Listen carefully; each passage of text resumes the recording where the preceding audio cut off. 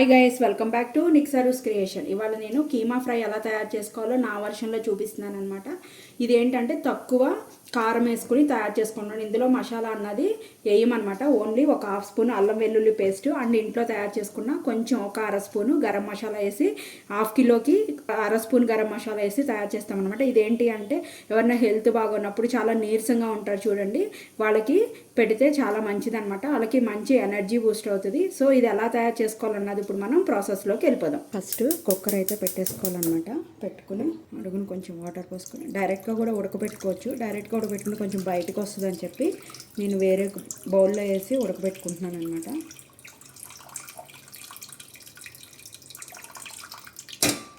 ఇప్పుడు mutton half kilo mutton తీసుకున్నాను, శుభ్రంగా వాష్ చేసేసుకున్నాను.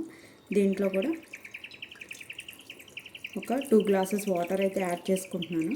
ఈ వాటర్ మనం వేస్ట్ చేయమన్నమాట. ఈ వాటర్తో మనం రసం కాసుకున్నా లేకపోతే అలా సూప్ లాగా తాగినా కూడా చాలా బాగుంటుంది అనమాట. దీంట్లో నేను ఒక స్పూన్ సాల్ట్ అయితే యాడ్ చేస్తున్నాను, ఒక పావు స్పూను పసుపు. ఒకసారి కదిపేసుకున్నాను.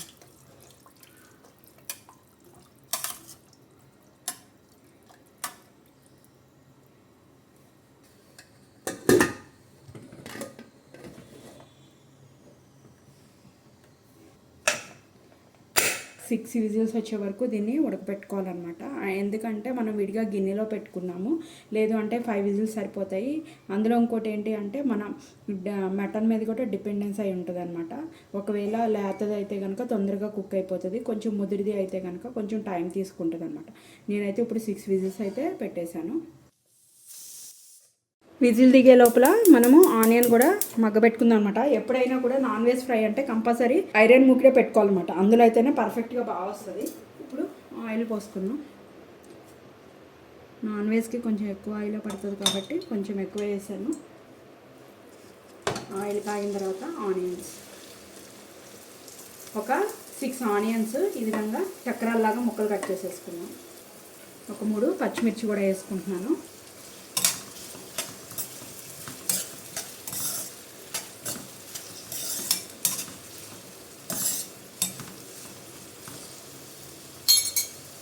సాల్ట్ వేసుకుందాం, తొందరగా మగ్గిపోతుంది. ఒక 2 స్పూన్స్ వేస్తున్నాను. ఆల్రెడీ మనం కీమాని బాయిల్ చేసేటప్పుడు ఒక స్పూన్ యాడ్ చేసుకున్నాం కాబట్టి ఇందులో ఒక 2 స్పూన్స్ వేస్తున్నాను. వేసేసి చక్కగా సాల్ట్ అంతా కలిసేలాగా కలిపేసుకొని మూత పెట్టేసుకుందాం. చక్కగా మగ్గిపోతుంది ఉల్లిపాయలోకి.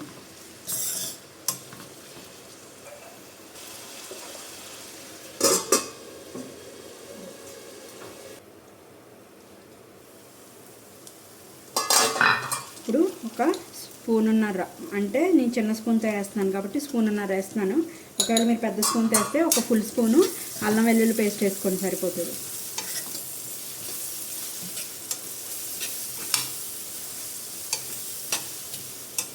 స్పైసీ అన్నది ఎక్కువ లేకుండా ఉండాలన్నమాట. సో అందుకోసం అని చెప్పి నేను లైట్గానే వేసాను. అల్లం వెల్లుల్లిపాయ పచ్చివాసన పోయే వరకు కొంచెం ఒక 5 నిమిషాలు మూత పెట్టుకుని ఉంచుకుందాం.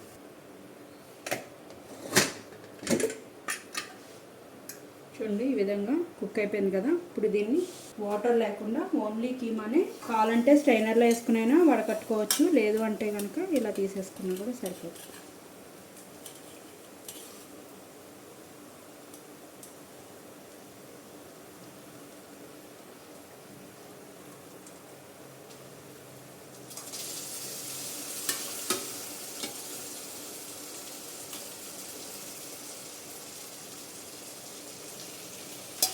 చూడండి, తీసాను, ఓన్లీ వాటర్ మిగిలాయి అన్నమాట. దీన్ని మనం రసంలాగా కాసుకున్నా బాగుంటుంది, లేదు అంటే అలా కొంచెం ఉప్పు, కొంచెం ఇంకా కొంచెం ధనియాల పొడి, మసాలా పొడి అన్నీ వేసి కొంచెం కాగపెట్టేసి పైనుంచి బటర్తో పోపేసుకుని అలా సూప్ లాగా తాగినా బాగుంటుంది, లేకపోతే రైస్లో కలుపుకున్నా కూడా చాలా బాగుంటుంది అన్నమాట. దీన్ని మూత పెట్టేసుకుని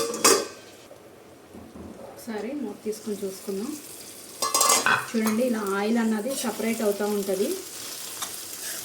అప్పుడు ఒకసారి కలుపుకొని ఇందులో దీనికి సరిపడా కారం నేనైతే ఒక 2 స్పూన్స్ వేస్తున్నాను. ఆల్రెడీ 2 పచ్చిమిరపకాయలు కూడా వేసుకున్నాను. స్మాల్ స్పూన్తో 2 స్పూన్స్ వేసాను అనమాట. ఎందుకంటే జ్వరము తగ్గిన తర్వాత కొంచెం ఇది కోసం కదా, ఎక్కువ స్పైసీగా చేయకూడదు అనమాట. అందుకోసమని నేను ఒక 1/2 స్పూను మసాలా పొడి, గరం మసాలా పొడి ఇంట్లో కొట్టుకున్నదే 1/2 కిలోకి, పెద్ద స్పూన్ అయితే ఒక 1/2 స్పూను గరం మసాలా పొడి వేసుకొని, ఒక 2 స్పూన్స్ కారం వేసుకొని కలిపేసుకొని మళ్ళీ మూత పెట్టేసుకుందాం.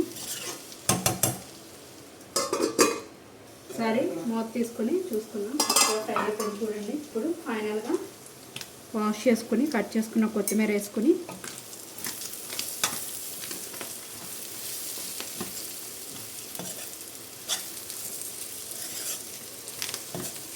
కలిపేసుకొని ఇప్పుడు గ్యాస్ ఆఫ్ చేసేసుకుందాము. ఇది ఎలాగో ఐరన్ మూకుడే కాబట్టి కొంచెం వేడి ఉంటుంది కదా, ఆ వేడికి ఆ కొత్తిమీర కూడా మగ్గిపోతుంది అనమాట. ఒక 5 మినిట్స్ అయిన తర్వాత నేను దీన్ని సర్వింగ్ బౌల్లోకి తీసుకొని చూపిస్తాను.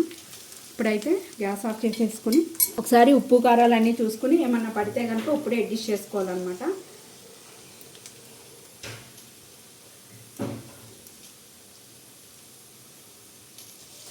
నాకైతే సరిపోయినాయి, ఇంకేమీ వేయక్కర్లేదన్నమాట, కరెక్ట్గా సరిపోయినాయి. సో నేను మూత పెట్టేసుకుని ఒక 5 మినిట్స్ తర్వాత దీన్ని సర్వింగ్ బౌల్లో తీసుకుని చూపిస్తాను. ఇదిగోండి నేను సర్వింగ్ బౌల్లో కూడా తీసేసుకున్నాను అనమాట.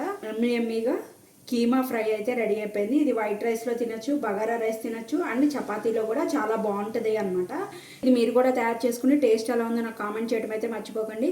మీరు కనుక ఫస్ట్ టైం నా ఛానల్ చూసినట్టు సబ్స్క్రైబ్ చేసుకోండి. ఇలాంటి మరికొత్త వీడియోస్ కోసం బెల్ బటన్ ప్రెస్ చేయడం అయితే మర్చిపోకండి. ఈ వీడియోని మీ ఫ్రెండ్స్ అండ్ ఫ్యామిలీ మెంబర్స్కి కూడా షేర్ చేయండి. Thank you guys.